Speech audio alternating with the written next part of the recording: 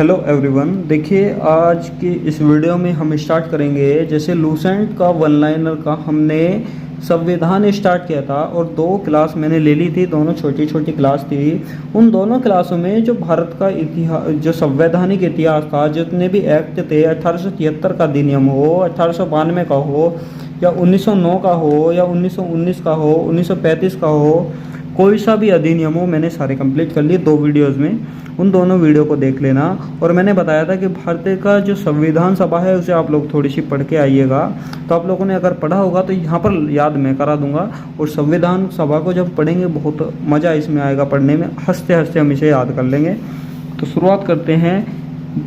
बहुत important topic number 2, topic इसका संविधान का, संविधान सभा, भारतीय संविधान सभा। भारतीय संविधान सभा की नींव कैसे रखी, कैसे इसमें गठन हुआ, सारा इसमें देखेंगे। तो देखिए बहुत अच्छी तरीके से इसे अच्छे से उच्चारण करते हुए इसमें पढ़ते हुए चले जाएंगे। सबसे पहले देखिए कि कैबिनेट मिशन की संस्तुतियों के आधार पर भारतीय संविधान के निर्माण करने वाली संविधान सभा का गठन जुलाई 1946 में किया गया। जो संविधान सभा का गठन हुआ था जुलाई 1946 में हुआ था। एक एक पॉइंट इसका ध्यान करते हुए चले जाइए। कैबिनेट मिशन के सदस्य sir Stafford Cripps, Lord Pethick Lawrence, A B. Alexander थे। ठीक है, इसे शॉर्ट फॉर्म में हम याद कर सकते हैं। जो संविधान सभा का गठन जुलाई 1946 में हुआ, उसमें कौन सदस्य थे कैबिनेट मिशन के? क्रिप्स, लॉरेंस, अलेक्जेंडर थे। भारत के लिए संविधान सभा की रचना हेतु संविधान सभा का विचार सर्वप्रथम स्वराज पार्टी ने 1924 में प्रस्तुत किया था। भारत के लिए संविधान सभा की रचना और संविधान सभा का निर्माण जो है सबसे पहले किसने विचार किया था? स्वराज पार्टी ने किया था, 1924 में किया था। काफ़ी ज़्यादा इम्पोर्टेंट पॉइंट है।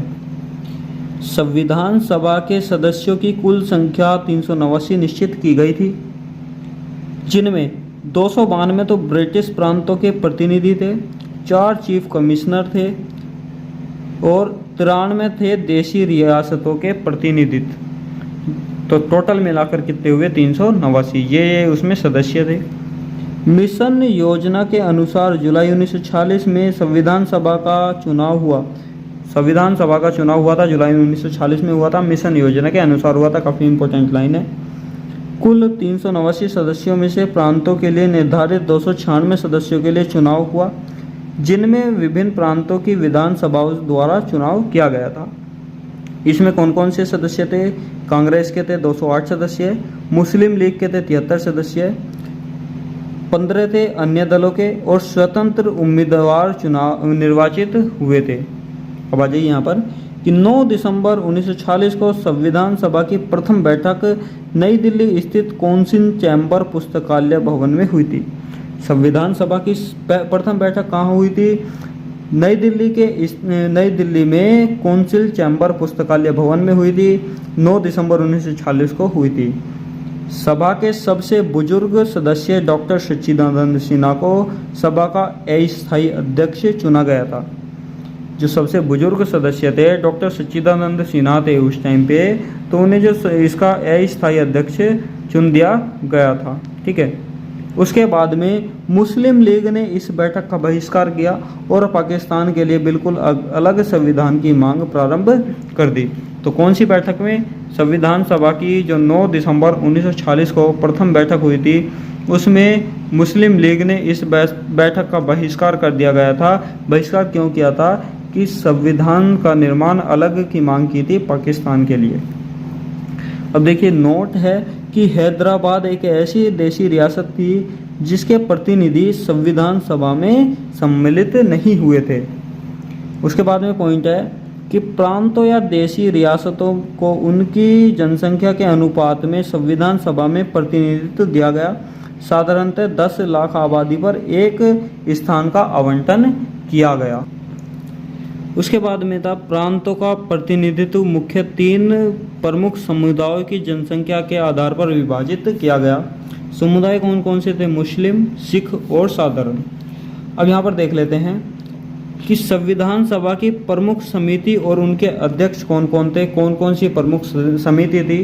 कोई सी भी समिति किसी भी परीक्षा में पूछी जा सकती है। कौन कौन उनके अध्यक्ष थे देख लेते हैं। सबसे पहले थी संचालन समिति। संचालन समिति के जो अध्यक्ष थे डॉक्टर राजेंद्र प्रसाद जी थे, संचालन समिति के अध्यक्ष। उसके बाद में आ जाते हैं संघीय संविधान समिति। संघीय संविधान समिति थी, इनके जो अध्यक्ष थे पंडित जवाहरलाल नेहरू जी थे। प्रांतीय संविधान समिति थी, सरदार वल्लभ भाई पटेल थे। ये देखिए, संघीय संविधान समिति, इसके पंडित जवाहरलाल नेहरू। प्रांतीय संविधान समिति, इसके सरदार वल्लभ भाई पटेल। उसके बाद में आ जाते हैं प्रारूप समिति। प्रारूप समिति के थे डॉक्टर भीमराव अंबेडकर। संघ एवं शक्ति समिति थी, इसके जवाहरलाल नेहरू जी थे। मौलिक अधिकारों एवं अल्पसंख्यकों संबंधित परामर्श समिति थी, सरदार वल्लभ भाई पटेल। राष्ट्रीय ध्वज संबंधी तदर्थ समिति थी, डॉक्टर राजेंद्र प्रसाद। तो ये कुल 7 समिति हैं, इन्हें याद कर लीजिएगा। कोई सी भी समिति किसी भी एग्जाम में पूछी जा सकती है। उसके बाद में आ जाते हैं कि मौलिक अधिकारों एवं अल्पसंख्यकों को संबंधित परामर्श समिति की 2 उप समितियाँ भी थी। नंबर 1 थी मौलिक अधिकार उप समिति, नंबर 2 थी अल्पसंख्यक उप समिति। जो मौलिक अधिकार उप समिति थी उनके अध्यक्ष थे JV कृपलानी जी, और अल्पसंख्यक उप समिति थी उनके थे HC मुखर्जी जी।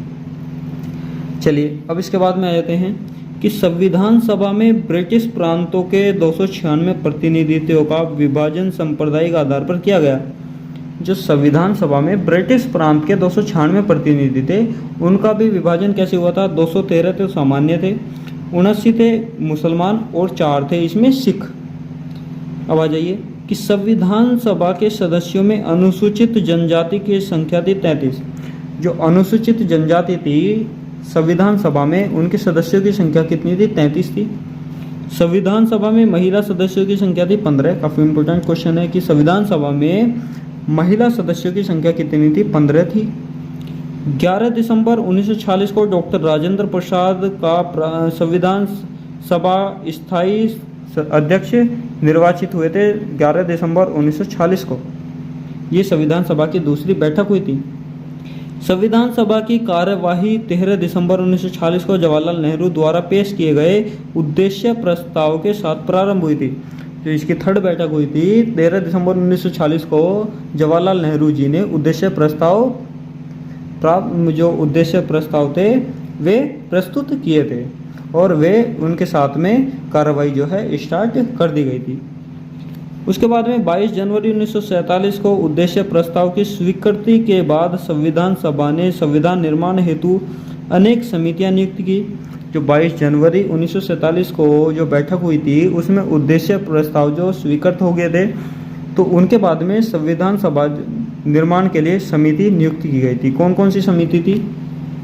वार्ता समिति, संघ संविधान समिति, प्रांतीय संविधान समिति, संघ शक्ति समिति, प्रारूप समिति, जिनके मैंने अध्यक्ष आपको लोगों को ऊपर बता दिए थे। ठीक है, अब संविधान सभा की महिला सदस्य कौन कौन थी? वैसे याद करने की ज़रूरत नहीं है, पर ये लिख रहा है यहाँ पर, आप लोग पढ़ लीजिएगा।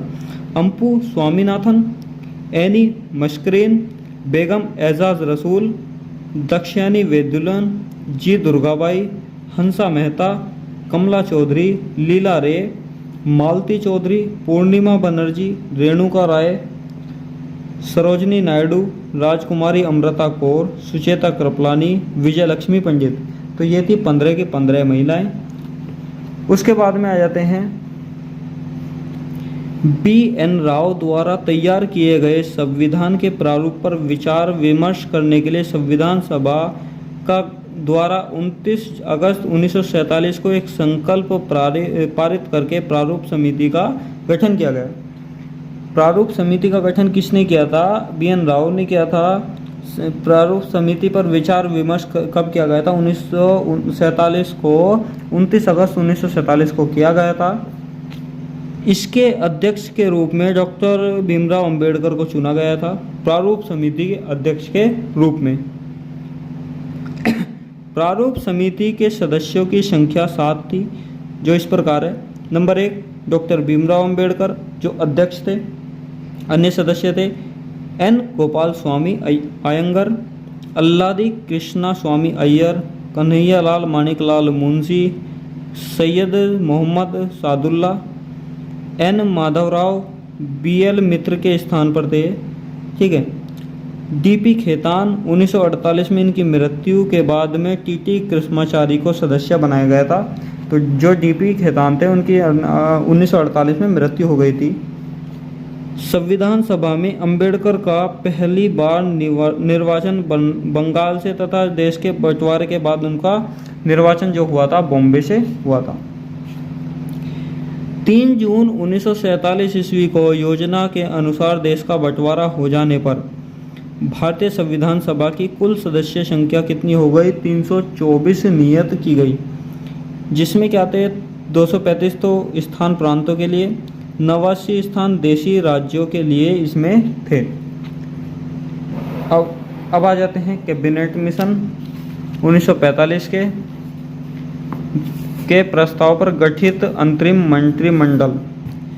कैबिनेट मिशन 1945 ईस्वी के प्रस्ताव पर गठित अंतरिम मंत्रिमंडल 2 सितंबर 1946 के कौन कौन थे? देखिए, मंत्री थे जवाहरलाल नेहरू जी थे।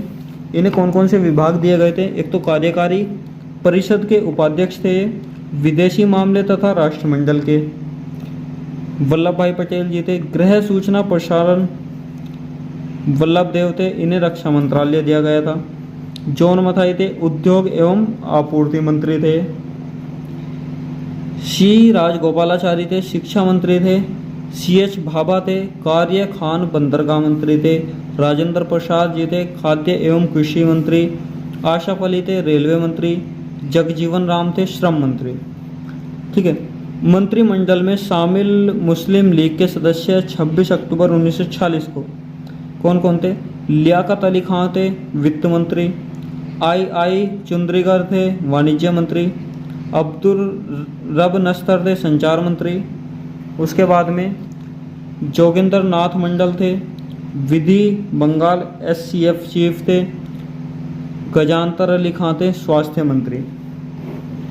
इसके बाद में आ जाते हैं देश विभाजन के बाद संविधान सभा का पुनर्गठन 31 अक्टूबर 1947 को किया गया और 31 दिसंबर 1947 को संविधान सभा के कुल सदस्यों की संख्या 299 थी, जिनमें प्रांतीय संसद सदस्यों की संख्या 229 एवं देशी रियासतों के सदस्यों की संख्या थी 70, 299 में से। प्रारूप समिति ने संविधान के प्रारूप पर विचार विमर्श करने के बाद में 21 फरवरी 1948 को संविधान सभा को अपनी रिपोर्ट पेश की थी। तो अपने संविधान सभा को प्रारूप समिति ने अपनी रिपोर्ट कब पेश की थी? 21 फरवरी 1948 को। संविधान सभा में संविधान का प्रथम वाचन 4 नवंबर से 9 नवंबर 1948 तक चला।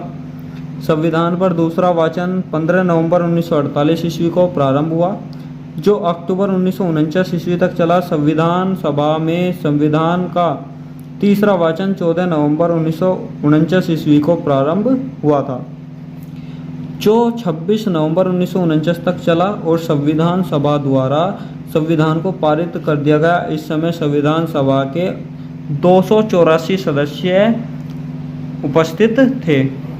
अब आ जाते हैं स्वतंत्र भारत का जो पहला मंत्रिमंडल था, कौन कौन थे?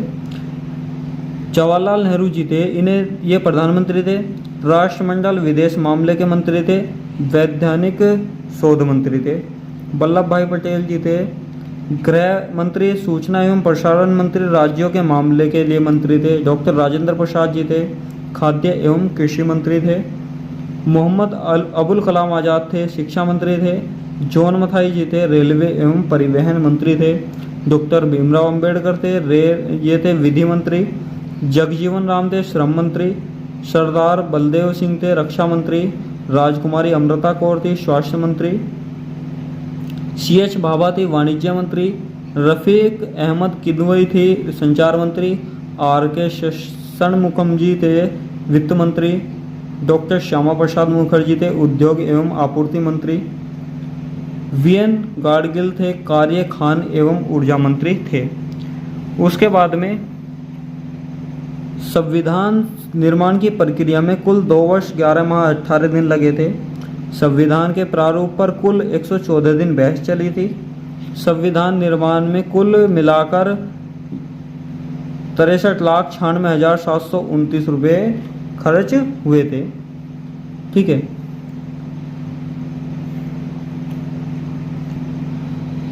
संविधान को जब 26 नवंबर 1949 को संविधान सभा द्वारा पारित किया गया तो इसमें कुल भाग थे 22, 395 अनुच्छेद थे और 8 थी अनुसूचियाँ। वर्तमान समय में संविधान में 22 भाग, 395 अनुच्छेद, 12 अनुसूचियाँ।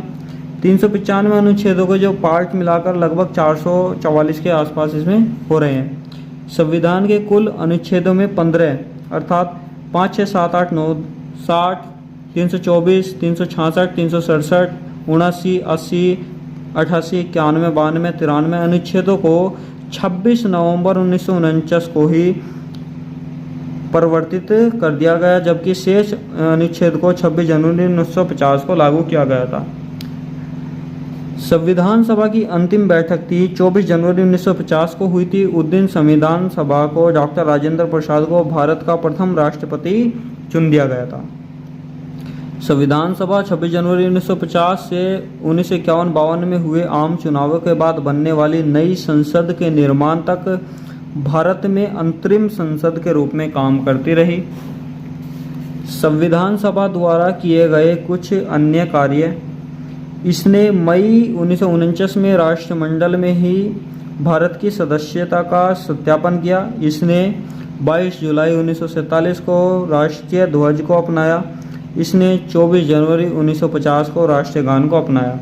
ये काफ़ी इम्पोर्टेंट चीज़ें हैं कि इसने क्या है, संविधान 22 जुलाई 1947 को राष्ट्रीय ध्वज अपनाया था, 24 जनवरी 1950 को राष्ट्रीय गान अपनाया था, 26 जुलाई 1947 को गवर्नर जनरल ने पाकिस्तान के लिए पृथक संविधान सभा की स्थापना की घोषणा कर दी थी। तो ये थी हमारी संविधान सभा। उसके बाद में अब आ जाते हैं भारत संविधान की उद्देशिका या प्रस्तावना क्या है।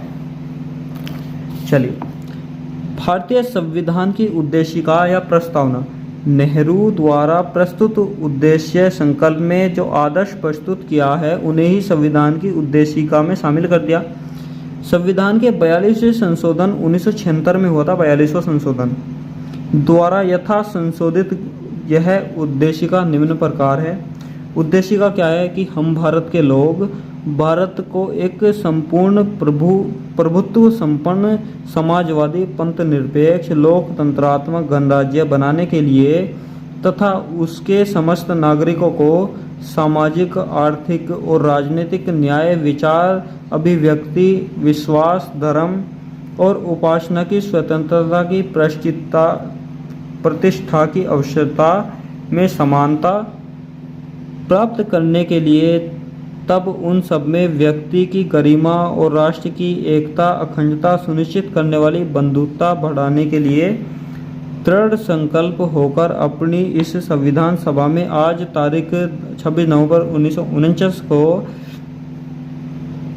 एतत् द्वारा इस संविधान को अंगीकृत अधिनियम और आत्मर्पित करते हैं। और जो प्रस्तावना की मुख्य बातें थी क्या क्या थी देख लीजिए। प्रस्तावना की मुख्य बातें, संविधान की प्रस्तावना को संविधान की कुंजी भी कहा जाता है। काफ़ी ज़्यादा इम्पोर्टेंट क्वेश्चन है कि संविधान की प्रस्तावना को क्या कहा जाता है, संविधान की कुंजी भी कह सकते हैं। प्रस्तावना संविधान का आरंभिक अंक होते हुए कानूनी तौर पर उसका भाग नहीं माना जाता। प्रस्तावना के अनुसार संविधान के अधीन समस्त शक्तियों का केंद्र बिंदु एवं स्रोत भारत के लोग ही हैं। प्रस्तावना में लिखित शब्द यथा हम भारत के लोग इस संविधान को अंगीकृत अधिनियम और आत्मप्रत करते हैं। भारतीय लोगों की सर्वोच्चता संप्रभुता का उद्घोष करते हैं। प्रस्तावना को न्यायालय में प्रवृत्ति नहीं किया जा सकता। यह निर्णय यूनियन ऑफ इंडिया बनाम मदन गोपाल 1957 के निर्णय में घोषित किया गया। यानी यदि सरकार या कोई नागरिक प्रस्तावना की अवहेलना करता है तो उसकी रक्षा के लिए हम अदालत की सहायता नहीं ले सकते।